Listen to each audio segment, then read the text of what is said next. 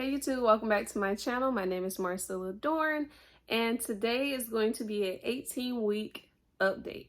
I was going to wait until my 19th week to do an 18 and 19-week update, but I'm going to go ahead and give you guys the 18-week update.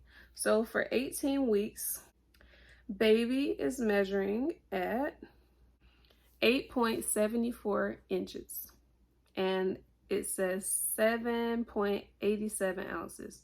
So it's about the size of a bell pepper, which is pretty nice, pretty awesome. A few updates about week 18. I would say I did experience really feeling the baby move. One night I was laying on my side and all of a sudden it really felt like he was just like he was like, I'm here. Prior to that, I was literally only feeling like little flicks 1 to 2 times a day. But then all of a sudden I started feeling like major movement, which was so precious to me because that has been all I've been waiting for, is to feel him move inside of me. So it was really nice.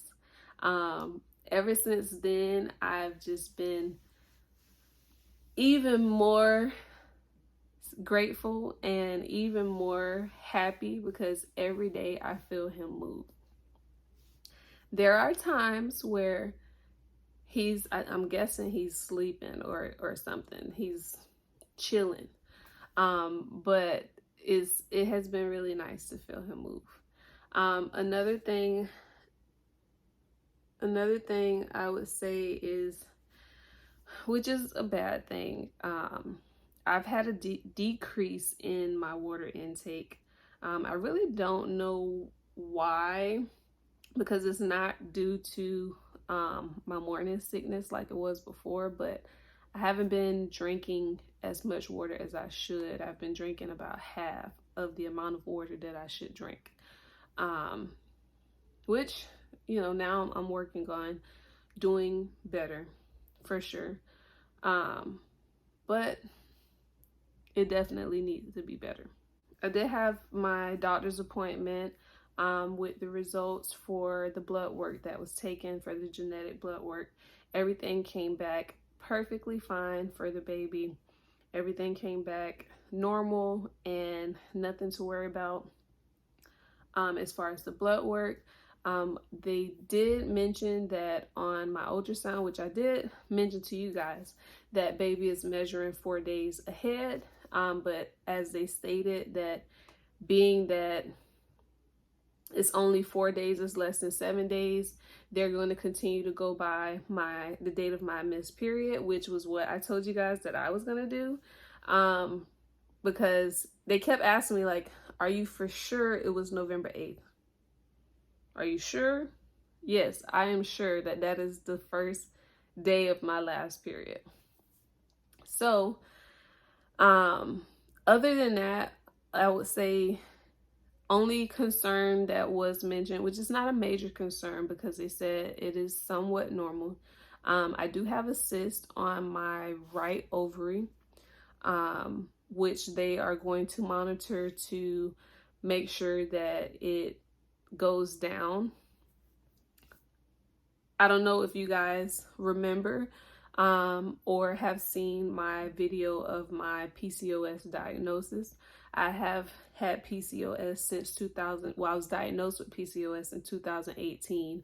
Who knows how long I had it, but I was diagnosed with it in 2018.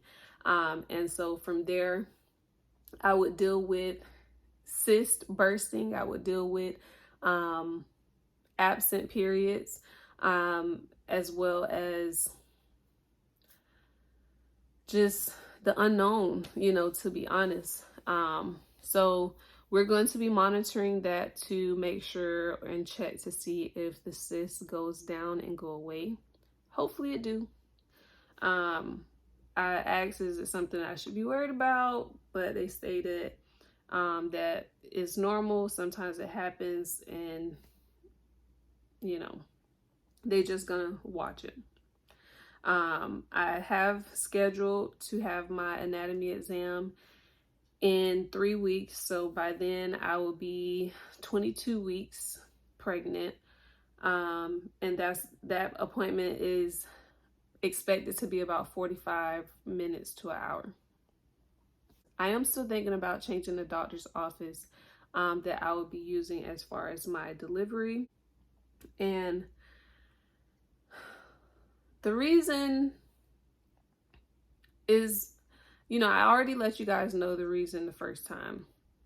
This was my second time ever at this doctor's appointment, and they just weren't professional. And although the doctor was not the doctor, still haven't seen the doctor, the nurse practitioner, although she's nice, the staff there is a little questionable. Like, they don't have any people skills, and that's not good energy to me. You guys are seeing a number of people throughout the day, and I know it might be a little bit challenging, but you chose to do this as a career. And with working in a area that is so precious of people, having kids, wanting to have kids, or even just going to get their female body checked out, as a female, you should be a little more understanding to that. But I digress. No pregnancy cravings other than me just wanting to chew on things. So I literally overeat, and to the point where it hurts. So I've tried chewing gum to try and take away that urge to just want to chew on stuff.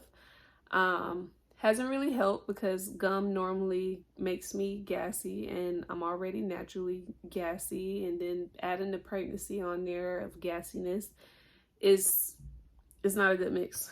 This is actually the first time I did my makeup in a few weeks, you guys. What y'all think? Let me see.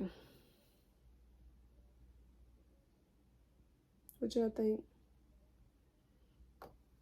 Also, during my 18 week, I ended up getting sick again. I don't know if it has to do with my allergies.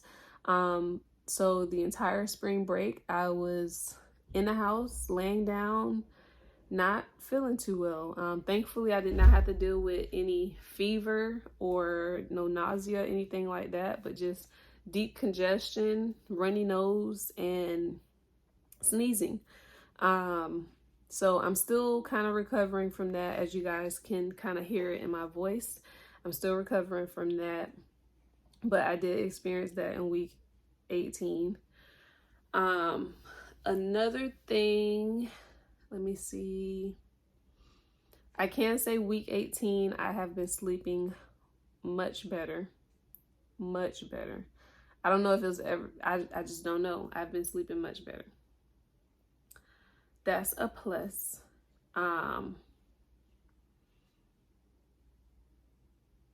Baby's growing, definitely growing. Let me do.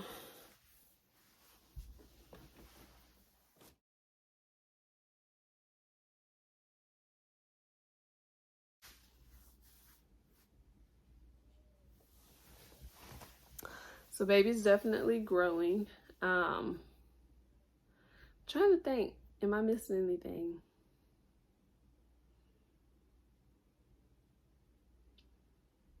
I'm still experiencing sensitive gums. Every time I brush my teeth, my gums bleed.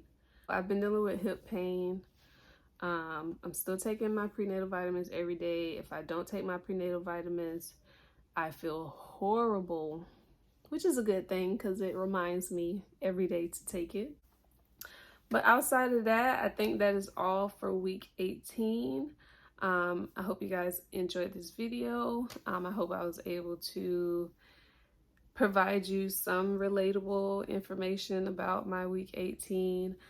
Congratulations to you if you are currently expecting, and God bless you if you are currently trying. If you guys have any questions or comments, please comment down below and let me know what you guys are thinking, how you guys are feeling, what's your due date, and how long have you been trying, and do you have PCOS, and you know, just how is it going for you? How are you doing today? Also, I was thinking about, I guess I'll go ahead and insert that in here, which I'm going to ask you your opinion, and I hope to get good feedback from it, but I'm going to still go ahead and do it. So, recently I've been teaching my son how to pray, which I've been teaching him this, but now it's to the point where I have him pray without me saying the prayer, trying to get him to learn how to pray for himself. One of the challenges I had as a child was not knowing if I was praying right or feeling like I wasn't doing it right. And he kind of shares the same thing of like, I don't know how to do it. I don't know if I'm doing it right. But going through this journey of helping him learn to be confident and comfortable in prayer, I was thinking about doing a video on how to pray for beginners. What do you guys think? Let me know down below if it's something that you would be interested in. I know it's not the easiest topic to talk about for some people, but it definitely can become something very easy for you to do in your everyday life. Because I literally pray every day, probably 3 or 4 times a day, to be honest. And nobody would know, you know, because it's something that's personal between you and God. Tell me guys what you think. So look out for that video if you are interested in it. And if you have any questions or things that you would like for me to add or answer in that video, please don't fret, okay? Don't withhold information or your question. Go ahead and ask it.